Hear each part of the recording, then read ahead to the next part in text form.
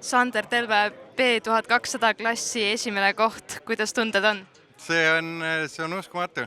Ma ei osanud oodata seda, nagu teadsin, et konkurents on tugev ja jah, see on uskumatu, see on vägev. Sa rääkisid, et sul tuli gaasirull keset sõitu lahti. Jah, gaasirull tuli keset sõitu lahti, aga õnneks ta poos pidurida kinni ja sai lõpuni ära sõiti.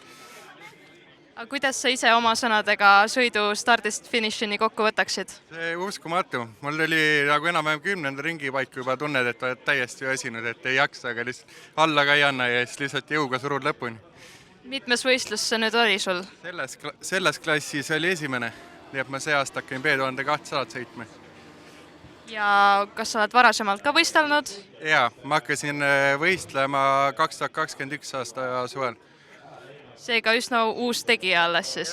Jah, olen küll. Kas sa valmistusid kuidagi selleks võistluseks ette ka? Kahjuks ettevalmistuseks väga palju aega polnud. Paar treeningpäeva ja see oli kõik. Seega otsus võistelda tuli üsna ootamatult?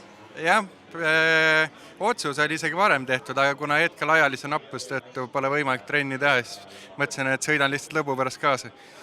Aga räägi enda selle hooaja plaanidest. Esialgne plaan oli ainult see võistlus kaasa sõita. Aga ma ei tea, ma ei oska nüüd edasi öelda, üks nüüd tuleb ümber plaanid võib-olla teha.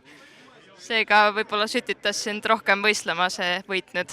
Ja võib-olla küll. Aitäh, edu sulle! Aitäh!